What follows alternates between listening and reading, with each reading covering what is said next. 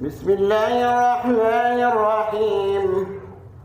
الحمد لله الذي أنزل على عبده الكتاب ولم يجعل له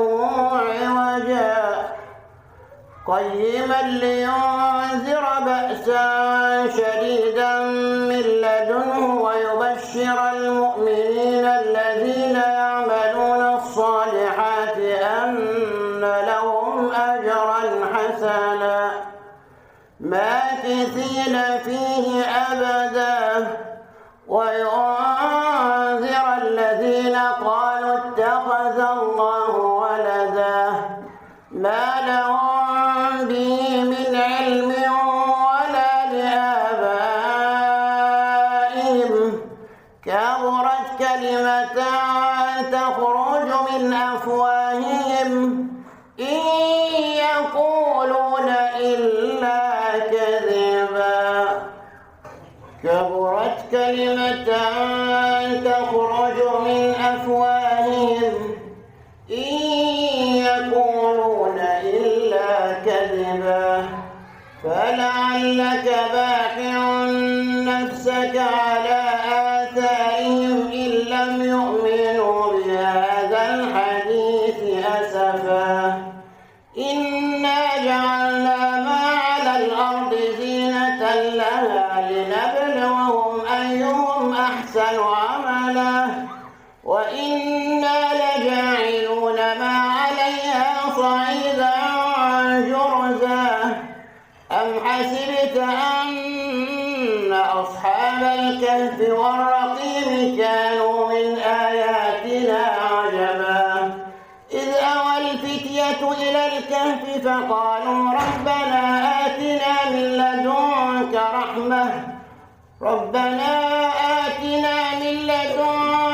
رحمة وهيئ لنا من أمرنا رشدا فضربنا على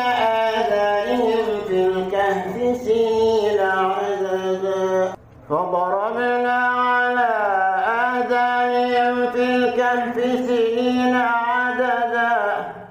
ثم بعثناهم لنعلم أي الحزبين أحصى لما لبثوا أمدا نحن نقص عليك نبأهم بالحق إنهم فتية آمنوا بربهم وزدناهم هدى وربطنا على قلوبهم إذ قاموا فقالوا ربنا رب السماوات والأرض لن ندعو من دونه إلها لقد قلنا إذا شططا وربطنا على قلوبهم إذ قاموا فقالوا ربنا رب السماوات والأرض لن ندعو من دونه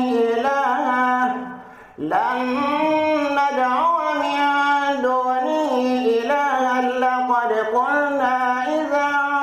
شططا هؤلاء قوم اتخذوا من دونه آلهة لولا يأتون عليهم بسلطان بين فمن أظلم ممن افترى على الله كذبا وإذ اعتزلتموهم وما يعبدون إلا الله فأووا إلى الكهف ينشر لكم ربكم من رحمته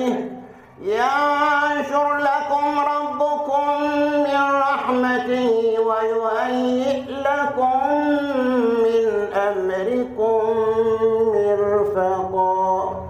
وإذ اعتزلتموهم وما يعبدون إلا الله فأووا إلى الكهف ينشر لكم ربكم من رحمته ويهيئ لكم من أمركم مرفقا وترى الشمس إذا طلعت تزاور عن كهفهم ذات اليمين وإذا غربت تقرضهم ذات الشمال وهم في فجوة منه ذلك من آيات الله من يهد الله فهو المهتد ومن يضلل فلن تجد له وليا مرشدا وتحسبهم أيقاظا وهم رقود ونقلبهم ذات اليمين وذات الشمال وكلبهم باسط ذراعيه بالوصيد لو اطلعت عليهم لوليت منهم فرارا ولملئت منهم رعبا لو اطلعت عليهم لوليت منهم فرارا ولملئت منهم رعبا وكذلك بعثناهم ليتساءلوا بينهم قال قائل منهم كم لبثتم قالوا لبثنا يوما أو بعض يوم قالوا ربكم أعلم بما لبثتم فابعثوا أحدكم بورقكم هذه إلى المدينة فلينظر أيها أزكى طعاما فليأتكم برزق منه وليتلطف ولا يشعرن بكم أحدا إنهم إن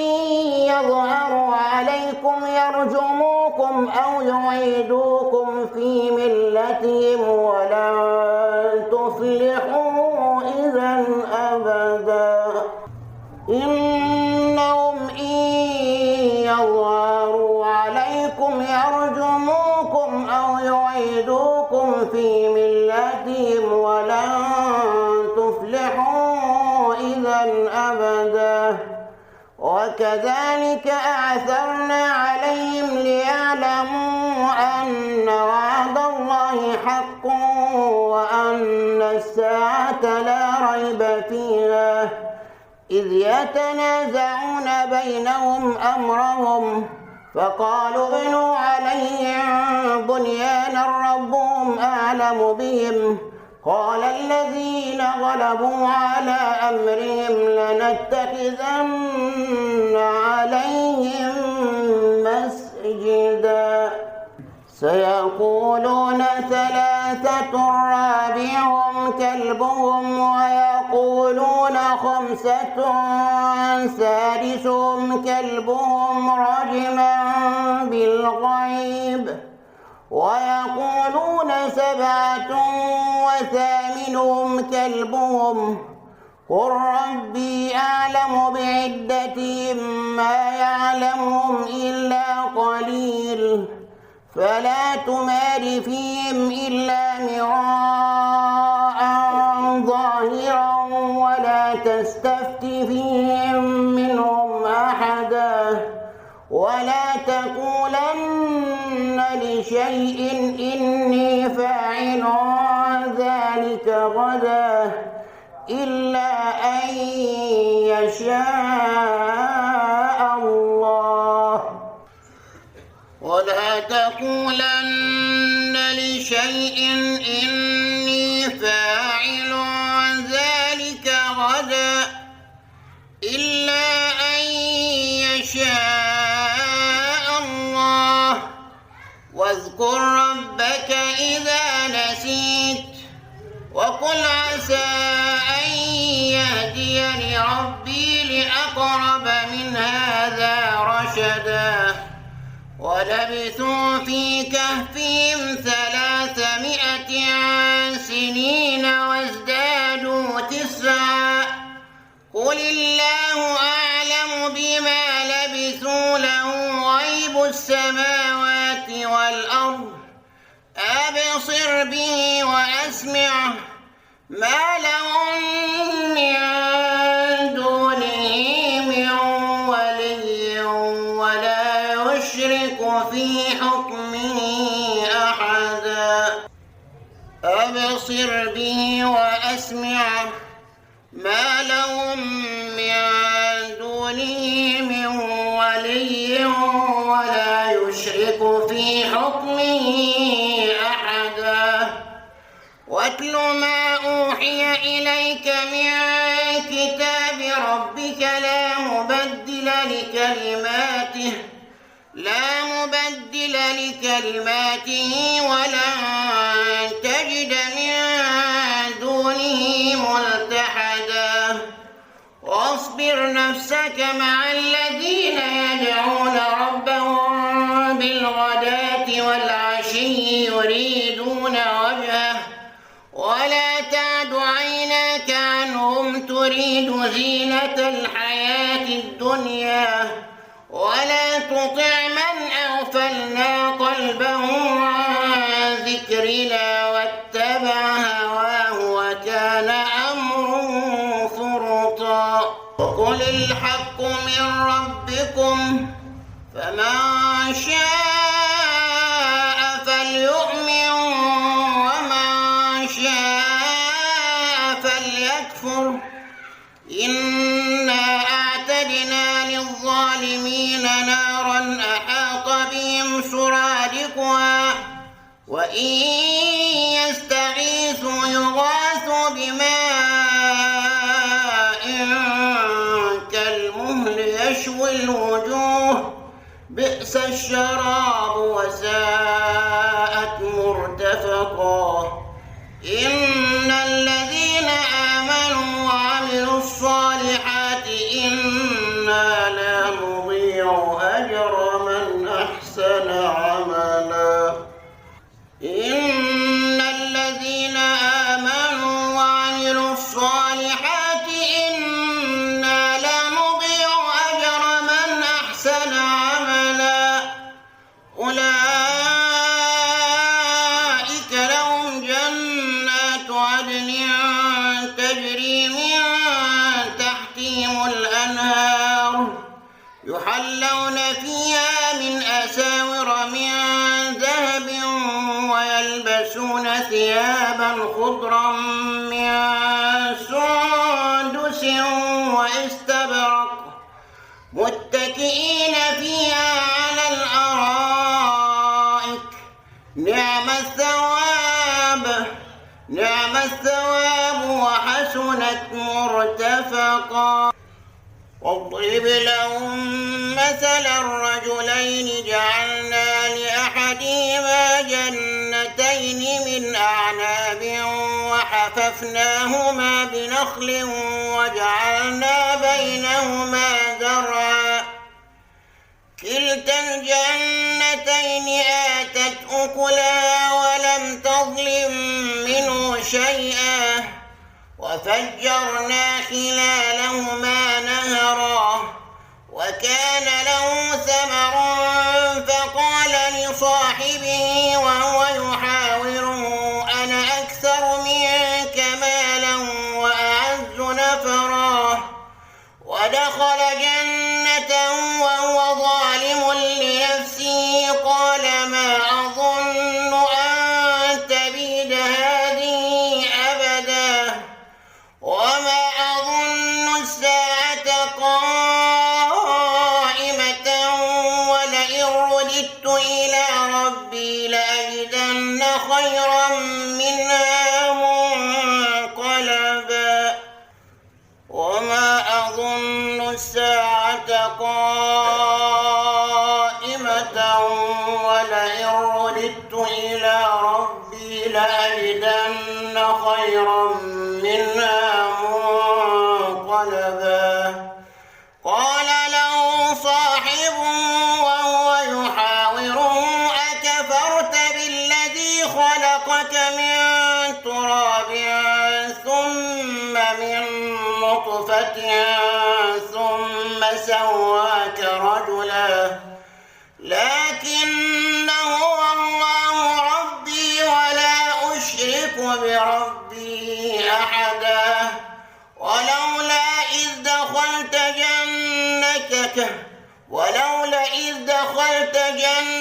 جنتك قلت ما شاء الله لا قوة إلا بالله إن ترني أنا أقل منك مالا وولدا ولولا إذ دخلت جنتك قلت ما شاء الله لا قوة إلا بالله إن ترني أنا أقل منك مالا وولدا فعسى ربي أن يؤتيني خيرا من جنتك ويرسل عليها حسبانا من السماء فتصبح صعيدا زلقا أو يصبح ماؤها غورا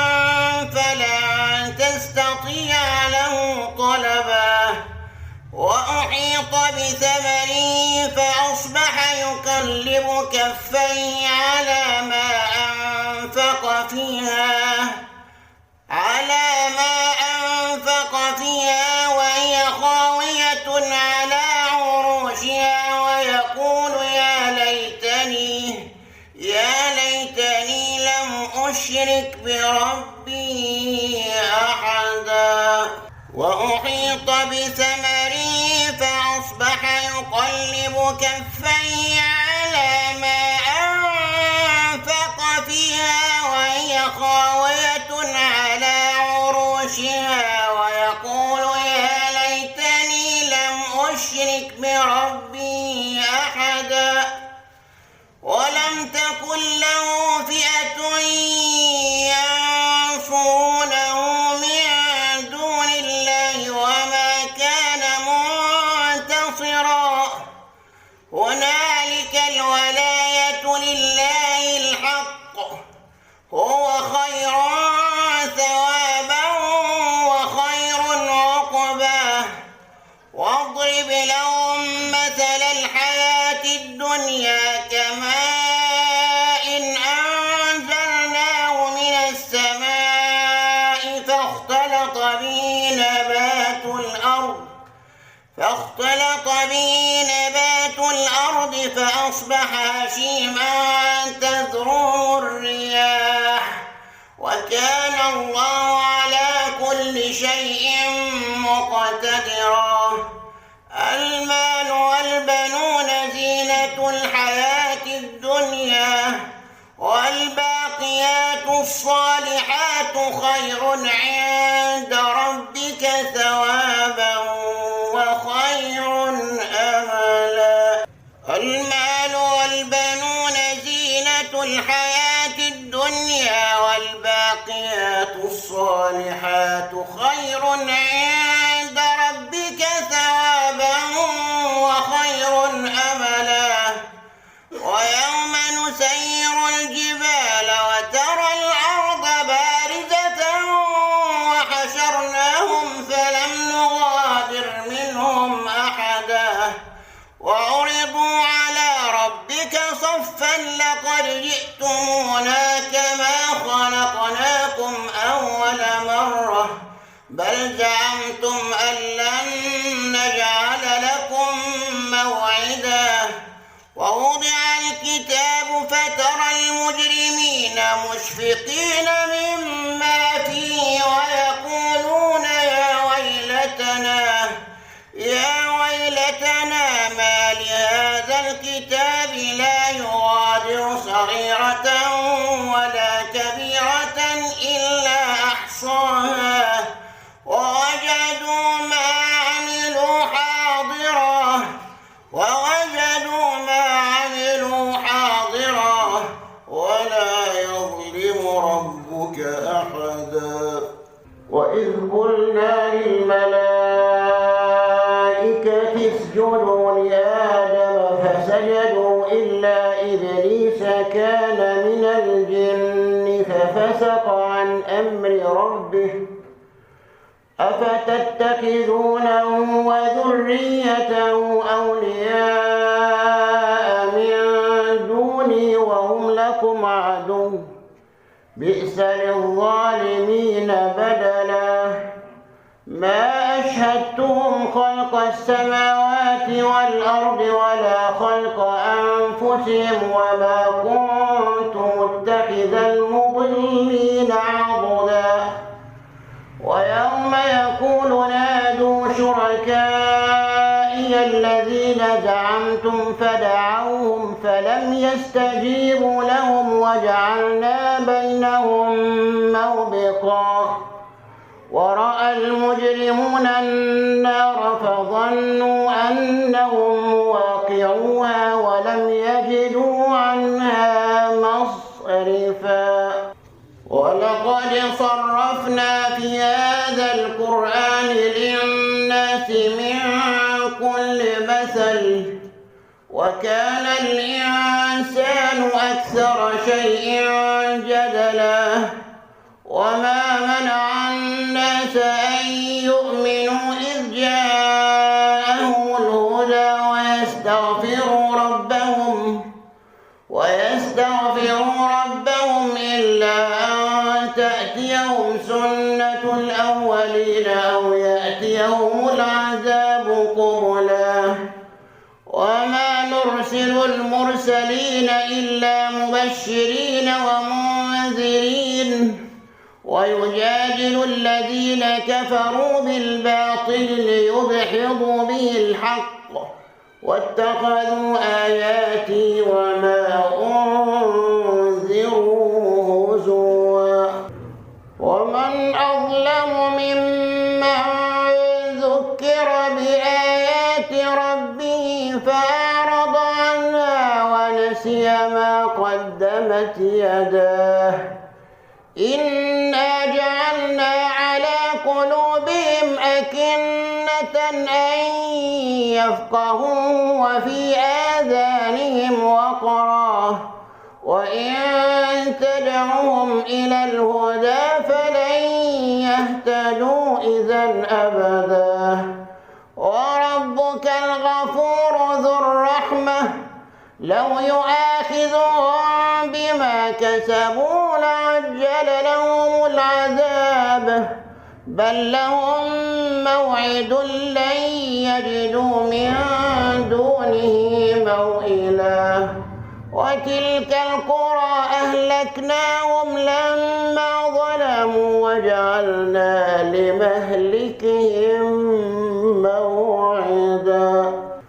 وإذ قال موسى لفتاه لا أبرح حتى أبلغ مجمع البحرين أو أمضي حقبا فلما بلغا مجمع بينهما نسيا حوتهما فاتخذ سبيله في البحر سربا فلما جاوزا قال لفتاه آتنا غداءنا لقد لقينا من سفرنا هذا نصبا قال أرأيت إذ أوينا إلى الصخرة فإني نسيت الحوت وما أنسانيه إلا الشيطان أن أذكره واتخذ سبيله في البحر عجبا قال ذلك ما كنا نبغ فارتدا على آثارهما قصصا فوجدا عبدا من عبادنا آتيناه رحمة من عندنا وعلمناه من لدنا علما قال له موسى هل أتبعك على أن تعلمني مما علمت رشدا قال إنك لن تستطيع معي صبرا وكيف تصبر على ما لم تحط به خبرا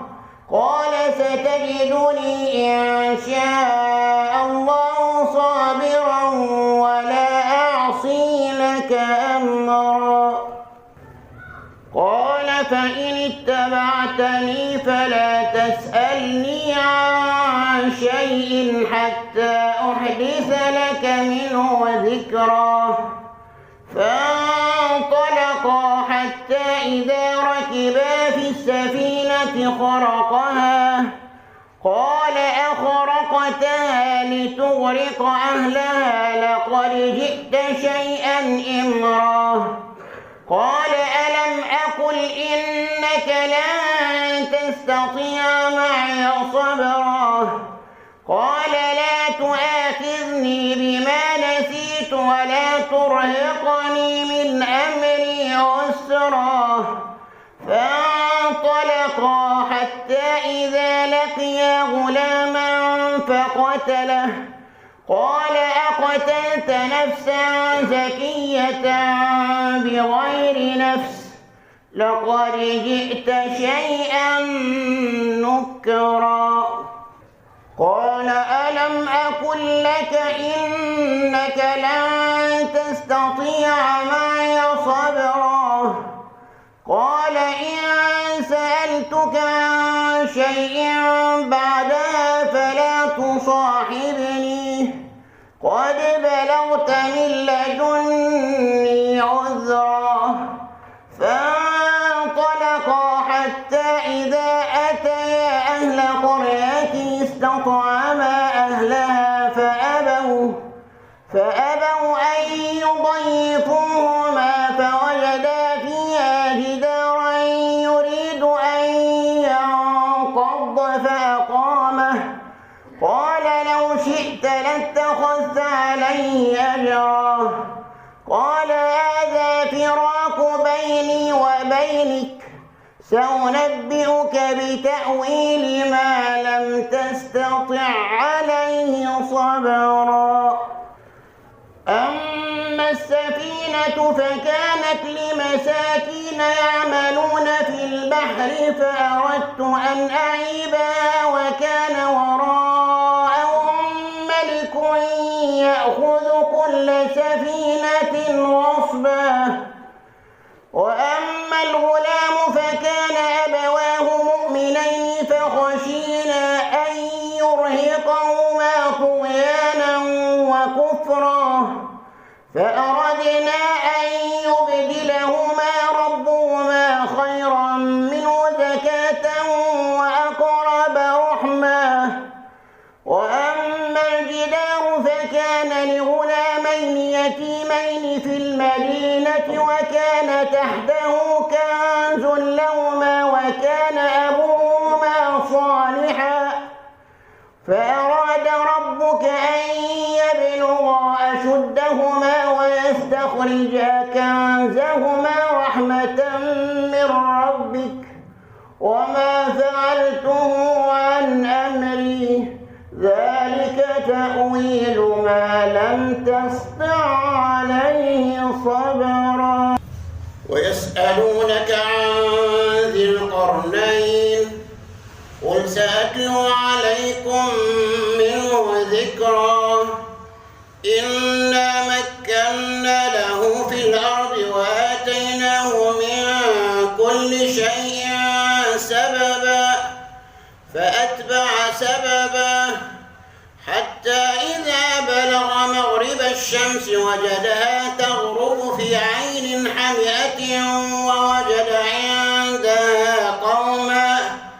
قلنا يا ذا القرنين إما أن تعذب وإما أن تتخذ فيهم حسنا. قال أما من ظلم فسوف نعذبه ثم يرد إلى ربه فيعذبه عذابا نكرا. ثم أتبع سببا حتى إذا بلغ بين السدين وجد من دونهما قوما لا يكادون يفقهون قولا. قالوا يا ذا القرنين إن يأجوج ومأجوج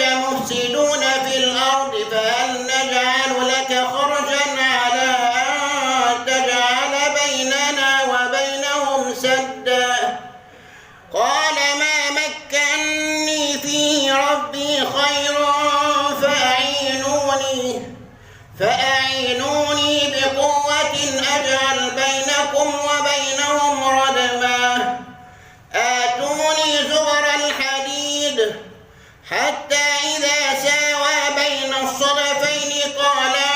انفخوا حتى إذا جعله نارا قال آتوني أفرغ عليه قطرا فما استطاعوا أن يظهروه وما استطاعوا له نقبا قال هذا رحمة من ربي فإذا جاء وعد ربي جعله دكاء وكان وعد ربي حقا وتركنا بعضهم يومئذ يموج في بعض ونفخ في الصور فجمعناهم جمعا وعرضنا جهنم يومئذ للكافرين عرضا الذين كانت أعينهم في غطاء عن ذكري وكانوا لا يستطيعون سمعا أفحسب الذين كفروا أن يتخذوا عبادي من دوني أولياء إنا أعتدنا جهنم للكافرين نزلا قل هل ننبئكم بالأخسرين أعمالا الذين ضل سعيهم في الحياة الدنيا وهم يحسبون أنهم يحسنون صنعا أولئك الذين كفروا بآيات ربهم ولقائه فحبطت أعمالهم فلا نقيم لهم يوم القيامة وزنا ذلك جزاؤهم جهنم بما كفروا واتخذوا آياتي ورسلي هزوا إن الذين آمنوا وعملوا الصالحات كانت لهم جنات الفردوس نزلا خالدين فيها لا يبغون عنها حولا قل لو كان البحر مدادا لكلمات ربي لنفد البحر قبل أن تنفد كلمات ربي ولو جئنا بمثله مددا قل إنما أنا بشر مثلكم يوحى إلي أنما إلهكم إله واحد فمن كان يرجو لقاء ربه فليعمل عملا صالحا ولا يشرك بعبادة ربه أحدا بسم الله الرحمن الرحيم الحمد لله الذي أنزل على عبده الكتاب ولم يجعل له عوجا قيما لينذر بأسا شديدا من لدنه ويبشر المؤمنين الذين يعملون الصالحات أن لهم أجرا حسنا ماكثين فيه أبدا وينذر الذين قالوا اتخذ الله ولدا ما لهم به من علم ولا لآبائهم كبرت كلمة تخرج من أفواههم إن